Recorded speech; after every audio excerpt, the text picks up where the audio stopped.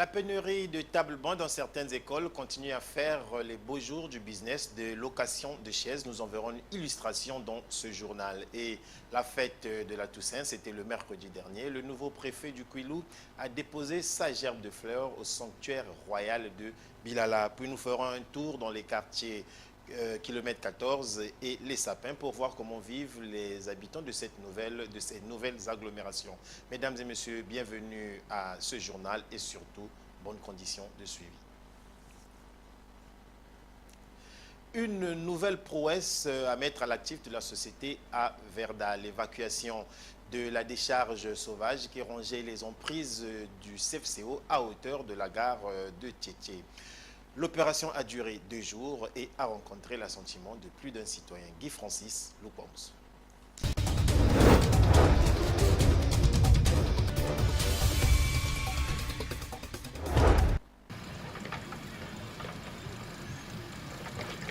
C'est une décharge énorme alimentée par les riverains sur les emprises du chemin de fer Congo-Océan à quelques mètres de la gare de Tietie.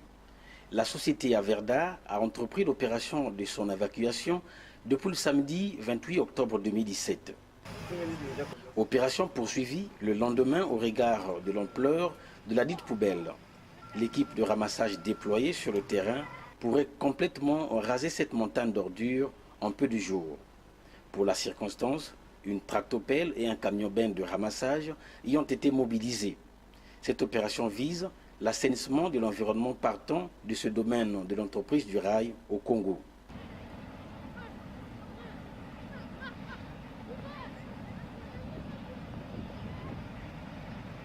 La décharge, qui ne semblait préoccuper cette entreprise ferroviaire en difficulté suite à la crise du pool et à la concurrence sur la nationale numéro 1, se répandait sur les rails.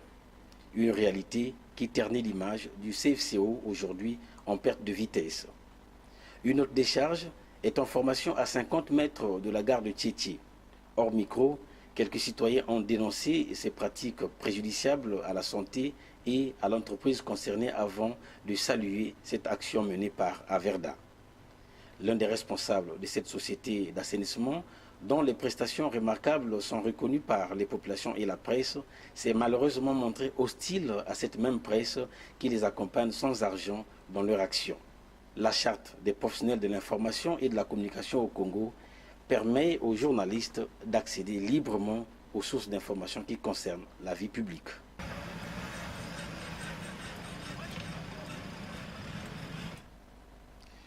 À Tchambanzassi, c'est l'autorité municipale qui vit une situation paradoxale de la part des populations, notamment des commerçants. Lesquels commerçants bénéficient pourtant d'un marché plus ou moins moderne qu'ils ont appelé de tous leurs voeux, mais qu'ils boudent aujourd'hui pour des raisons peu convaincantes. Une fois de plus, Guy Francis Lukwams.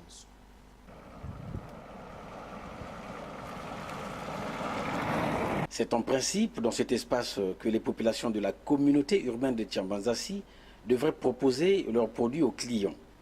Espace disponible depuis quelques années et qui fait suite à leur doléance car ces habitants trouvaient anormal qu'une localité frontalière comme celle-ci manque de marché digne. Curieusement, les mêmes populations qui revendiquaient un marché en matériaux durables continuent à vendre à domicile. Les denrées alimentaires et autres objets sont exposés sur l'artère principale devant les parcelles.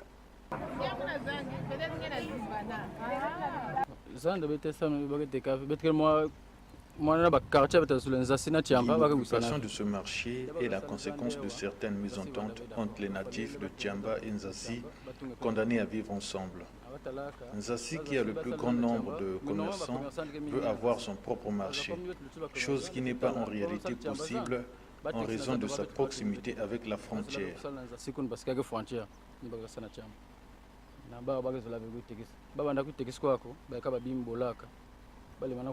Au départ, les commerçants installés dans ce marché auraient perdu leurs marchandises et ils n'auraient pas été dédommagés. Ils ont donc repris leurs vieilles habitudes, celles qui consistent à vendre devant leurs parcelles. Les Ouest-Africains exigent la construction des boutiques aux abords de ce nouveau marché.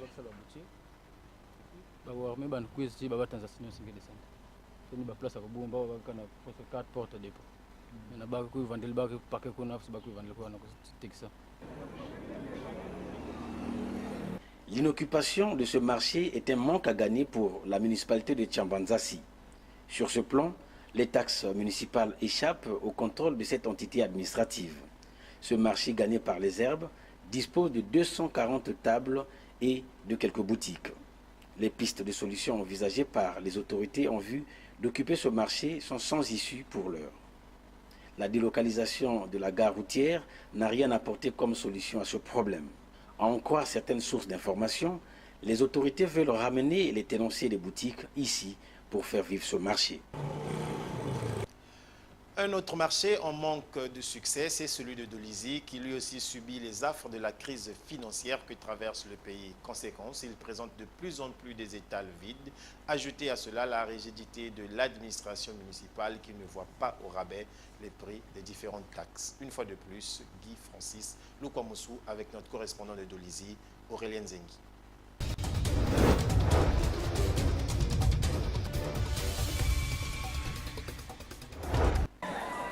Dû à l'effondrement du prix du baril de pétrole, la crise économique est ressentie autrement dans la ville de Dolisie, dépourvue d'entreprises capables de résorber le chômage après la fermeture de la Socobois. Une crise dont les conséquences sont remarquables dans les rayons du marché central de la dite ville. Pas d'affluence de vendeurs, peut-être aussi parce que l'administration municipale se montrerait très ferme à leur égard au sujet de la location des tables. Vente ou pas, le vendeur aurait l'obligation de payer chaque fin du mois la somme de 4 000 francs CFA. Une pratique qu'il dénonce d'ailleurs. Suite au vol récurrent, l'accès au marché central de Dolisie se fait à partir de 6h30.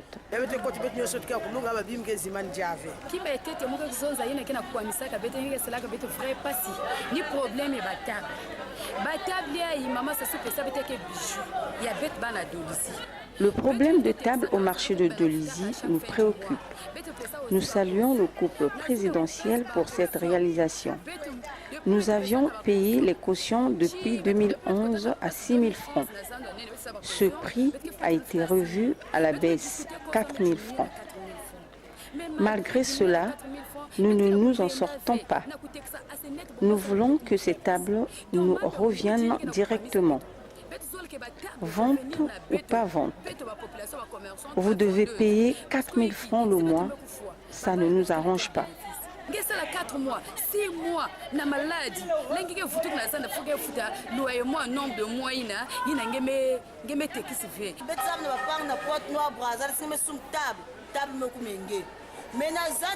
Ailleurs, la gestion de la table vous revient de droit quand vous payez la caution.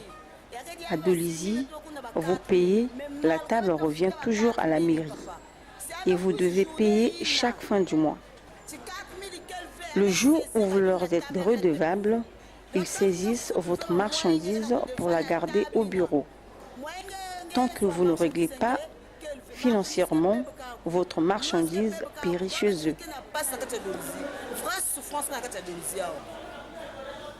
Ce sont ces grossistes appelés Yalangoto parce qu'ils étalent leurs produits par terre qui approvisionnent la plupart des marchés congolais très tôt le matin ou en fin de journée.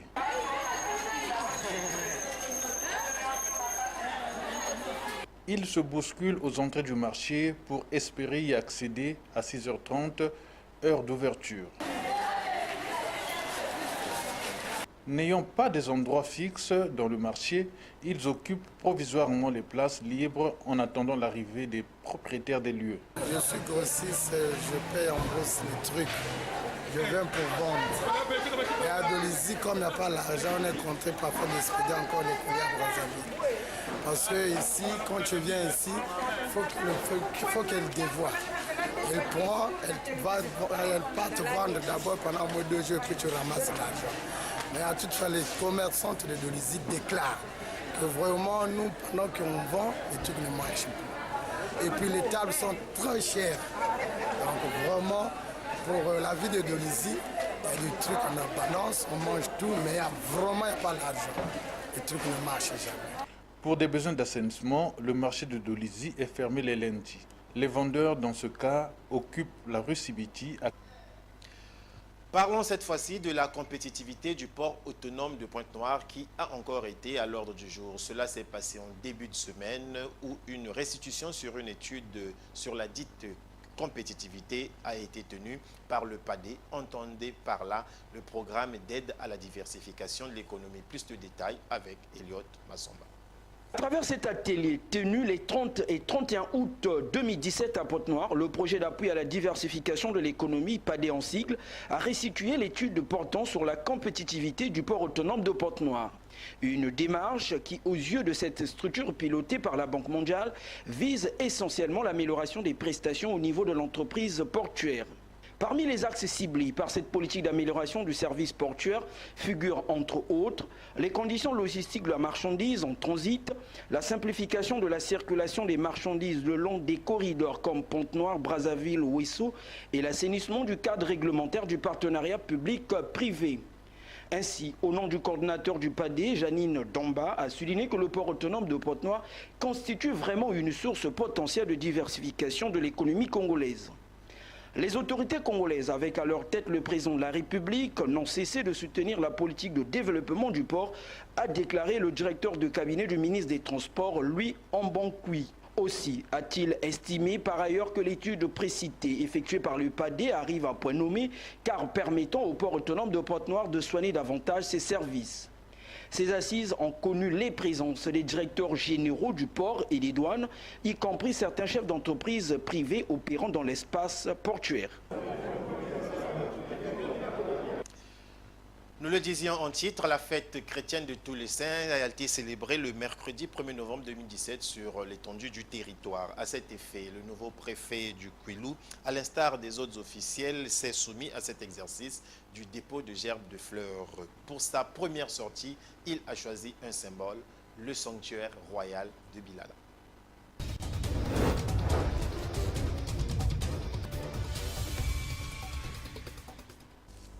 Comme à l'accoutumée, le 1er novembre de chaque année, l'humanité chrétienne célèbre la fête des saints. Le département du Kwilu n'est pas resté en marge de cette célébration devenue une tradition. À cet effet, Paul Adandi Bouilou, préfet du département du Kwilu, n'a pas dérogé à la règle. 11h20, mise en place terminée, le nouveau locataire de l'hôtel de la préfecture du Kwilu est arrivé sous escorte au caveau royal de Bilala, à quelques encablures du village d'Iosso. Il est reçu par ses collaborateurs, les officiels de son département notamment, l'honorable président du conseil départemental du Kwilu. Dans le lot des acteurs de cette cérémonie, les membres de la cour royale, lesquels ont procédé au rituel avant toute chose. Après cette tradition, le représentant de l'État dans le Kwilu peut enfin procéder à l'acte tant attendu, celui du dépôt de la gerbe de fleurs au cimetière de Moué-Poiti 3, 15e Maluango, décédé en 1975 après 45 ans de règne. Mais pourquoi avoir choisi solennellement ce site pour cette fête des saints dans le Kwilu? Nous venons d'être installés dans ce département et il était tout à fait normal pour nous, n'est-ce pas, de pouvoir visiter le sanctuaire des anciens. Et notamment, nous avons choisi effectivement de venir déposer une gerbe de fleurs sur la tombe des rois. Pourquoi? Parce que il faut commémorer les vivants et les morts, surtout les morts, parce que nous sommes en communion avec eux. C'est pour ça que, faisant partie d'une famille reliée des anciens au niveau de Diangala, d'Olizi, et comme j'étais accueilli dans le Kwilu, mon premier geste, n'est-ce pas, est celui-ci, pour déposer une gerbe de fleurs dans la continuité et donc dans la tombe des rois. Ici aussi, l'autre versant, c'est que c'est un monument national qui est le fondement de notre histoire. Et en ce sein reposent donc tous les rois, d'une part, mais aussi des grandes personnalités comme Félix Tchikaya, qui fut le premier parlementaire à l'Assemblée nationale française, premier noir, mais aussi son fils, Tchikaya Otamsi, qui est un des grands écrivains de notre pays. Voyez-vous, tout cela a concouru pour que nous puissions choisir ce site. La fête des morts, célébrée un jour après la Toussaint, est une fête chrétienne en souvenir des êtres chers qui ne sont plus de ce monde. La prochaine descente du préfet du Kwilu se fera le lundi 6 novembre 2017 à Madingokai pour le planting des arbres. Comment vivent les habitants des quartiers Les Sapins et kilomètre 14? La réponse dans ce reportage qui nous paie un tableau peu reluisant où se mêlent dénuement, précarité et souffrance quotidienne. Suivez.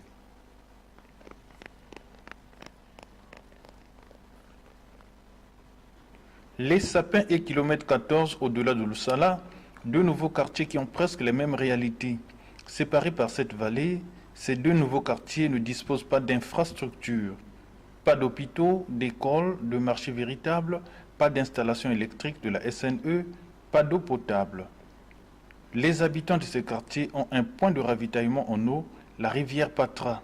Cette eau jaunâtre leur sert de lessive, de bain et de bien d'autres travaux ménagers.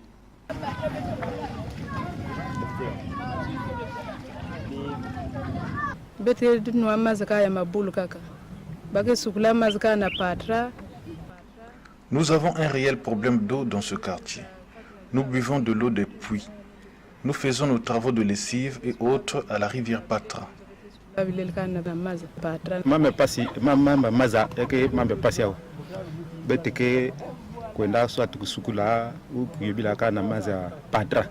Nous avons un grand souci dans ce quartier. Nous faisons tous nos travaux dans la rivière Patra, une eau qui n'est toujours pas de bonne qualité. Le quartier ne dispose d'aucun forage. Les autorités et toute autre personne de bonne foi peuvent nous aider dans ce sens. Le transport nous pose aussi problème. À défaut du train scolaire, nous allons au quartier Les Sapins pour espérer trouver un moyen de transport. Certains habitants ont du mal à s'adapter à ces nouvelles habitudes. Les cas de cette dame et de sa fille portant des récipients contenant des habits mouillés. Elles ont de la peine à franchir cette montagne pour regagner leur domicile au quartier Les Sapins. Un exercice épuisant que leur impose la réalité sur le terrain. L'extension de la ville sous d'autres cieux va de pair avec les infrastructures de base. Ces populations dont les parcelles sont au flanc de ces montagnes pourraient à la longue être victimes des glissements de terrain. Les précautions, c'est maintenant qu'il faut les prendre car l'homme prudent, c'est celui qui prévient. Une autre journée, celle de la fin de l'impunité des crimes commis contre les journalistes. Instituée suite au double assassinat des reporters de Radio France Internationale, cette journée a aussi été observée par les médias de notre ville. Le cas de DRTV, où la rédaction a produit ce papier à forte odeur historique.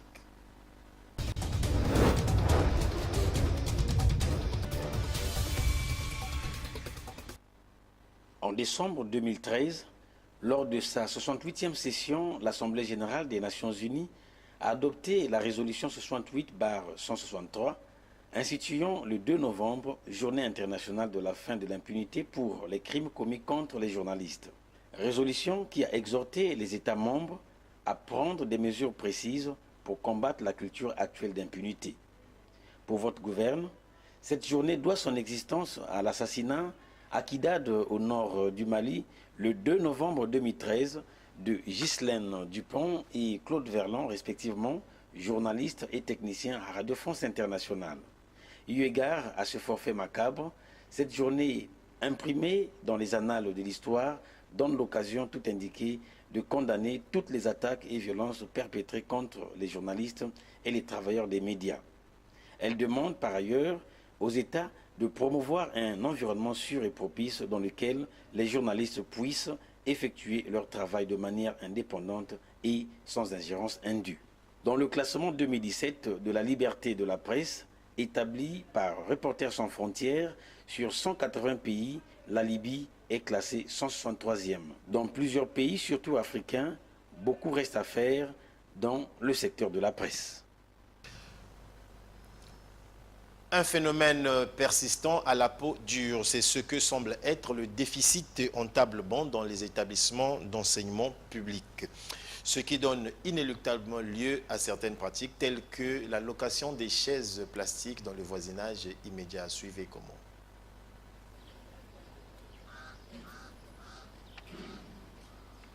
Devant le déficit grandissant en table-banc dans les écoles publiques, plusieurs élèves font recours à des chaises en plastique. Une méthode qui leur permet d'espérer s'abriter une fois en salle de classe afin de suivre leurs enseignements. Pour la plupart du temps, ces chaises sont louées auprès de certains particuliers, moyennant en contrepartie la somme de 100 francs CFA l'heure. Ça ne nous arrange pas. Tous les jours qu'on arrive à l'école, on va réserver 100 francs pour louer les chaises. Bon, imaginez quelqu'un qui part à l'école pour aller étudier et qu'il loue encore une chaise chaque jour. Et imaginez, de 12h à 13h, c'est à 100 francs. Imaginez. Pour les tenanciers du dit matériel, l'opération constitue évidemment une véritable aubaine de se faire de l'argent sur le dos de ses apprenants. Au fil des années, le phénomène a quasiment touché les établissements scolaires, relevant du secondaire premier degré que du second degré. Le tel n'a pas l'argent, il t'en prend une formation. Oui, je veux ma soeur. Il n'y a pas le choix. Ou bien je veux être dehors pour suivre le cours.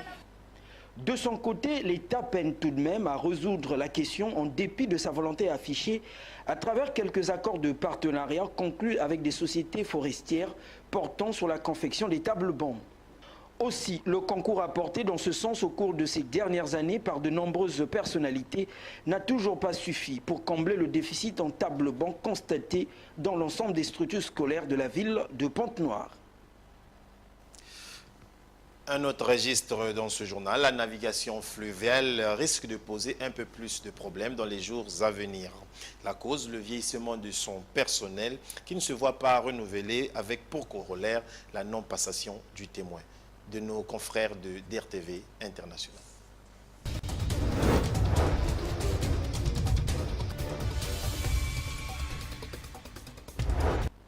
Des épaves de bateaux qui donnent l'impression d'être dans un garage à ciel ouvert. Quelques agents qui sont là sont vraiment un travail précis, sauf faire le gardiennage. La Société congolaise des transports fluviaux, créée depuis 2014, a visiblement du mal à prendre ses assises. Les 126 agents venus du CNTF savent qu'ils sont là que pour la bonne forme. Plus grand chose se passe ici et beaucoup aussi déjà sont à la retraite et n'attendent que leur droit pour partir. Que fait la Socotraf pour entretenir le parc fluvial? Personne pour le dire, une vraie omerta.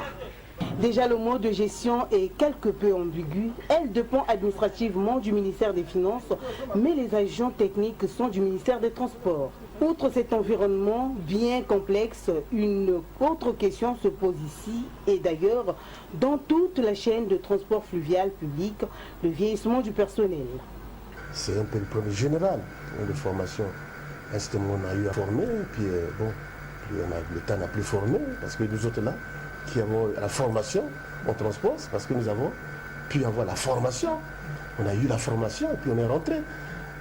Et donc, après, il y a eu comme une coupure, une rupture, elle n'a plus formé. Et donc, bon, moi je ne rentrerai pas dans ce débat, c'est un peu un débat au plan national. C'est vrai qu'au niveau des transports, il n'y en a plus. Hein. Les cadres, au niveau de la navigation fluviale, franchement, il n'y en a plus.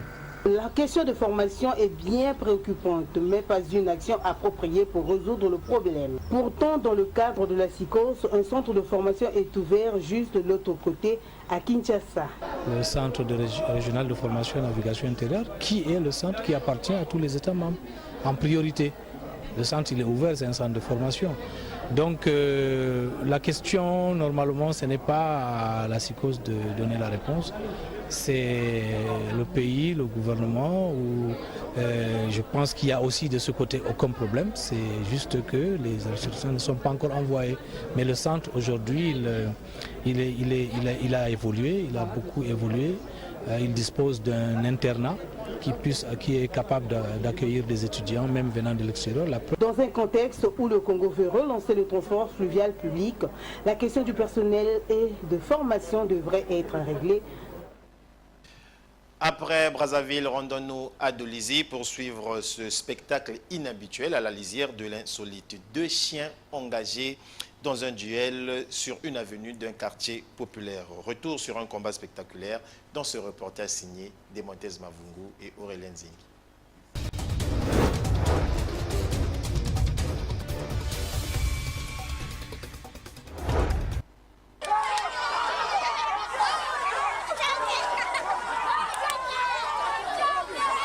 Spectacle insolite à Dolisie, capitale de l'or vert dans le département du Niari.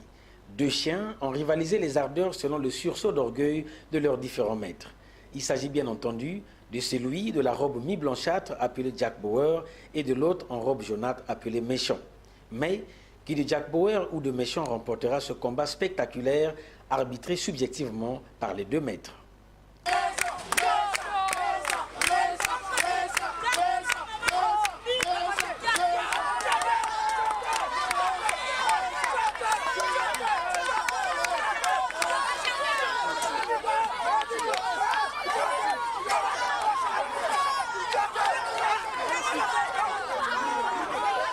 Ici, ce combat organisé n'a qu'un seul principe, que le plus fort gagne. Visiblement, dès l'entame du combat, Jack Bauer prend le dessus sur Méchant qu'il renverse la première fois. Après, bis repetita. Les 2 adversaires sont encouragés par la foule des gamins ayant l'habitude d'assister et d'organiser ce genre de rencontres, disons-le ainsi. Dans le décor de l'ère du jeu, les adultes ont regagné les plus jeunes car le spectacle prend davantage des proportions intéressantes. À défaut de loisirs et de réelles compétitions sportives à Dolisie, les spectacles se créent. Dolisie vient de rejoindre Bangkok en Thaïlande où les coqs sont opposés en combat organisé. Quelque temps plus tard, Jack Bauer est déclaré vainqueur du combat, ce qui fait la joie et le bonheur de ses supporters.